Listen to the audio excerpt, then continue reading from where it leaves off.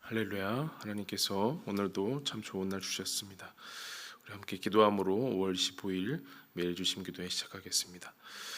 거룩하신 아버지 하나님, 오늘도 주님 전에 불러주심을 감사드립니다.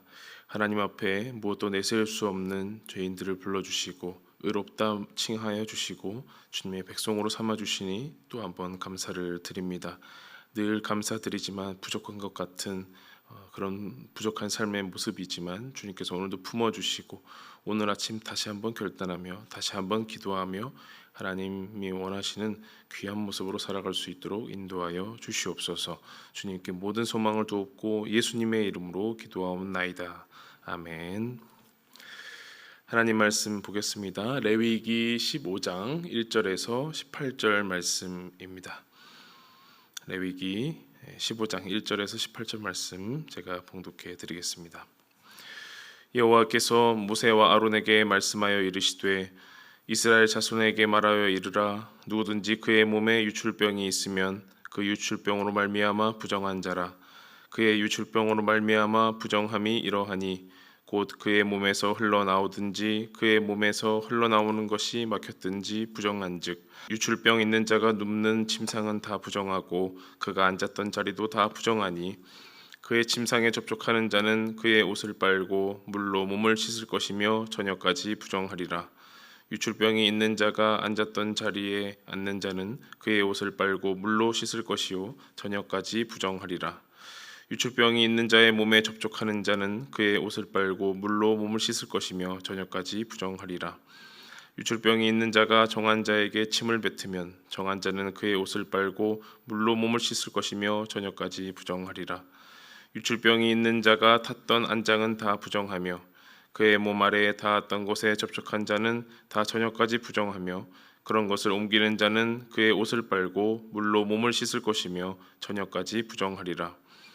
유출병이 있는 자가 물로 그의 손을 씻지 아니하고 아무든지 만지면 그 자는 그의 옷을 빨고 물로 몸을 씻을 것이며 저녁까지 부정하리라.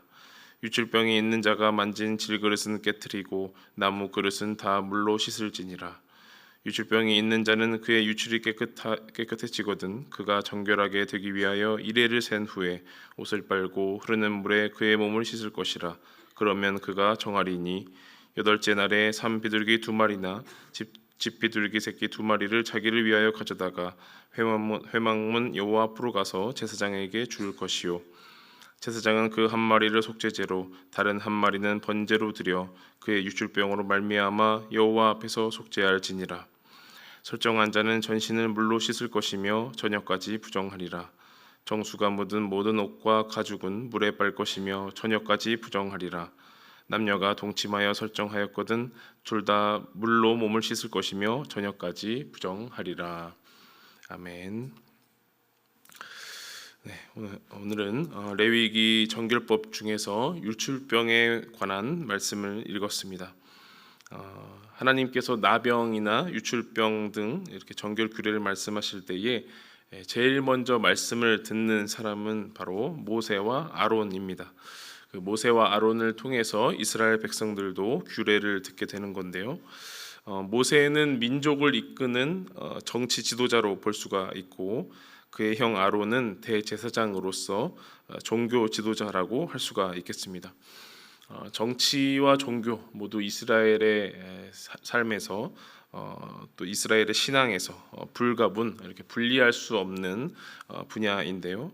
그만큼 이제 민족을 약속의 땅으로 이끌어가고 또 그 신앙의 정체성을 계속 유지하는 것, 하나님이 선택해 주신 그 백성으로서 살아가는 그 모든 삶은 그 나병이나 유출병 등 이런 부정한 위험 속에서 또 공동체 안에서 일어나는 그런 여러 위협 속에서 아주 중요한 문제다라는 것입니다. 예전에 학창 시절에 교회 갔을 때가 잠시 생각이 났습니다.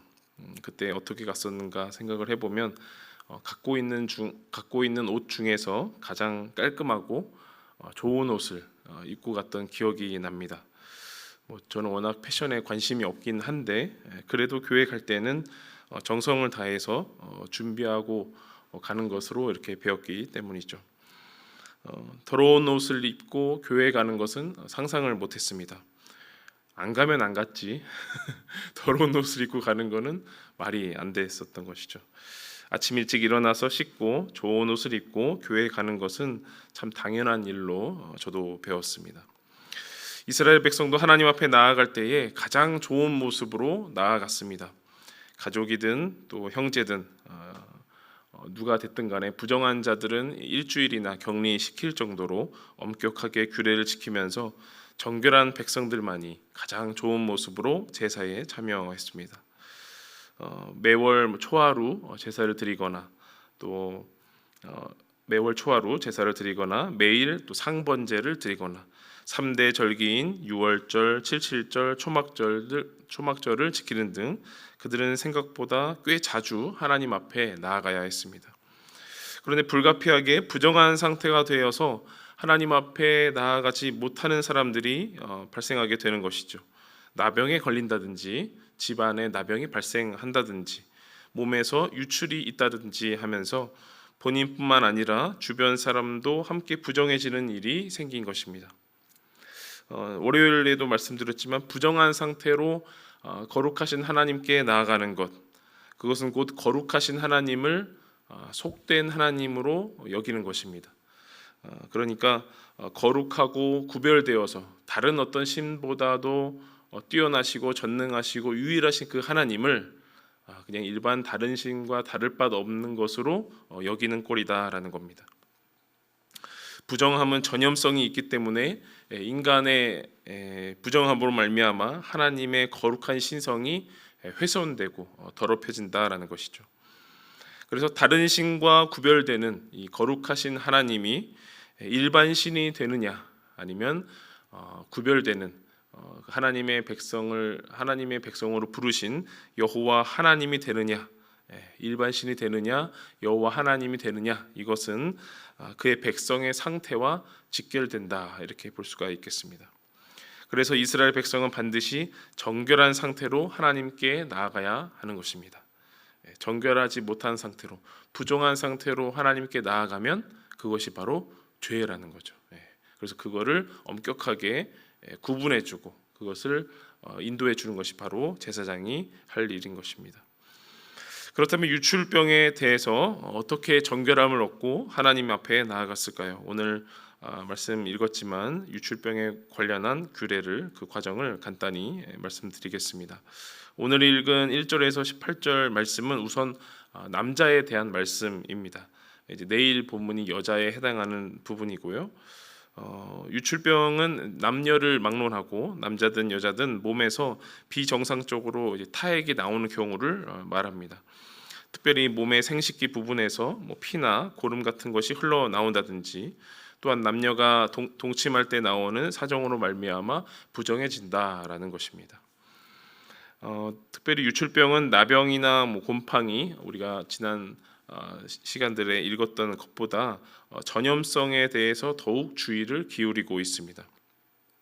그래서 유출병으로 부정한 자가 누웠던 침상이나 또 앉았던 의자는 물론 부정해지고 무생물이지만 당연히 부정해지고 그 침상과 의자에 접촉한 자도 부정하게 됩니다. 그렇게 접촉한 자는 옷을 세탁하고 물로 몸을 씻어야 됩니다.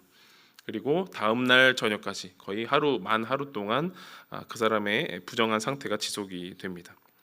이 부정한 자에게 침뱉음을 당하거나 또 안 씻은 손으로 그 부정한 사람이 씻지 않은 손으로 사람을 만지거나 또 그릇을 만지면 그 모든 대상은 다 부정해집니다.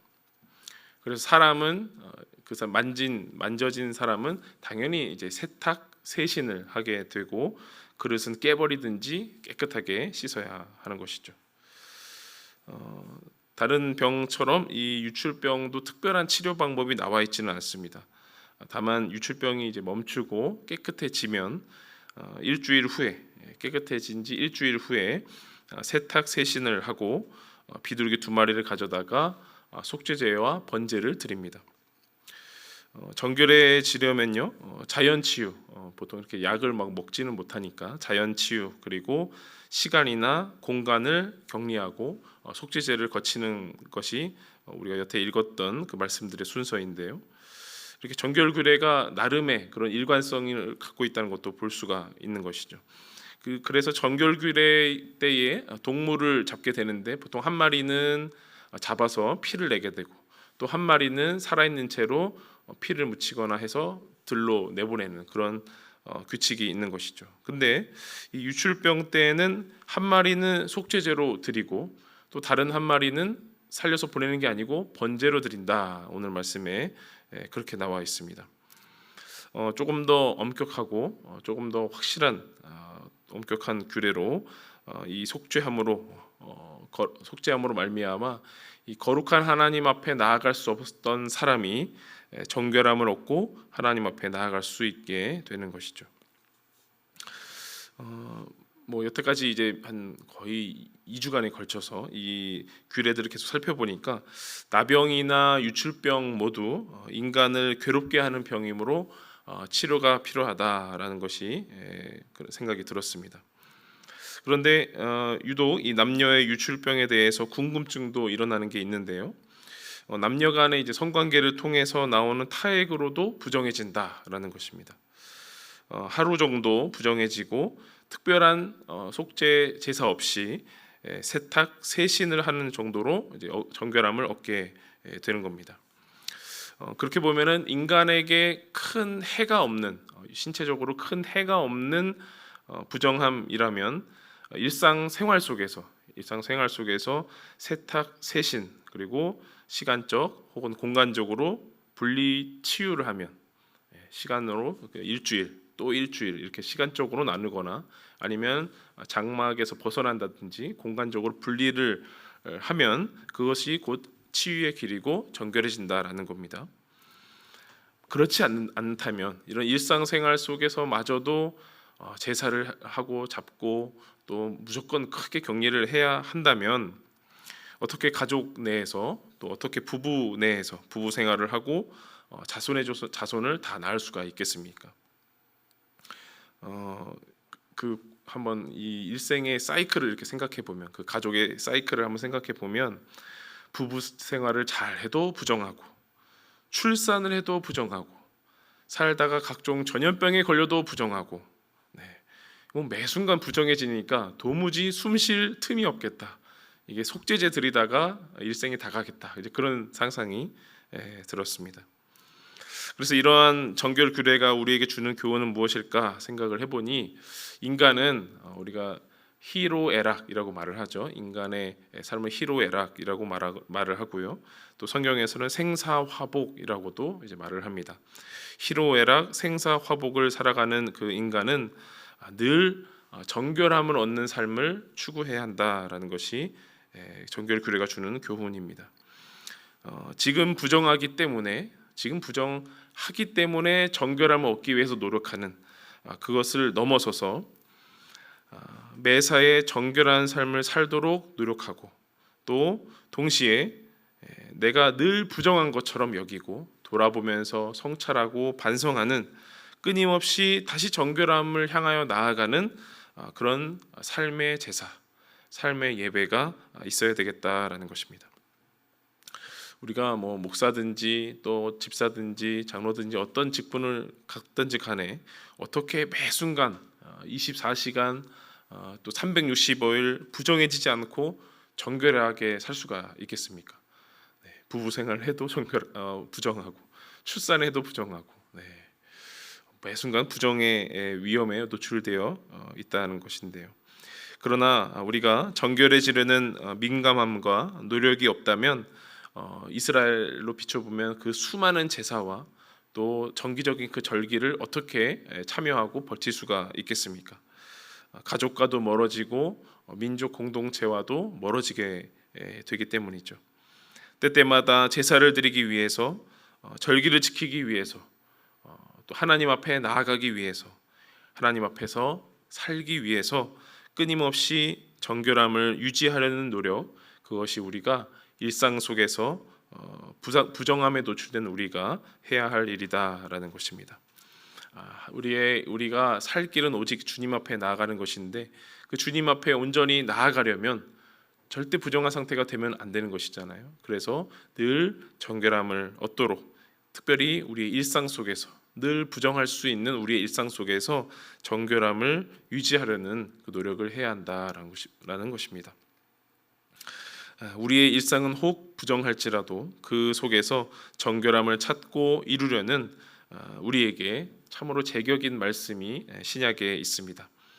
데살로니가 전서 5장 16절에서 18절 말씀인데요. 이 말씀 읽고 함께 기도하도록 하겠습니다. 항상 기뻐하라. 쉬지 말고 기도하라. 범사에 감사하라. 이것이 그리스도 예수 안에서 너희를 향하신 하나님의 뜻이니라. 아멘. 기도하겠습니다. 거룩하신 하나님, 성경에 있는 하나님의 말씀을 다 지키기란 참 어려운 것 같습니다. 그 중에서도 누구나 부정해질 수 있는 말씀들을 읽으니 자신도 없어집니다. 그러나 주님, 그렇기 때문에 더욱 일상 속 정결 훈련을 하겠습니다. 매사에 기도로 깨어있고 말씀으로 무장하여서 부정함 속에 내 자신을 내버려 두지 아니하고 정결한 주님의 백성으로 살아갈 수 있도록 오늘도 인도하여 주옵소서.